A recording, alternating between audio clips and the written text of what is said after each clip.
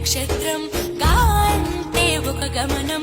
ఊగా అని అనగా ఆ నక్షత్రపు గమనం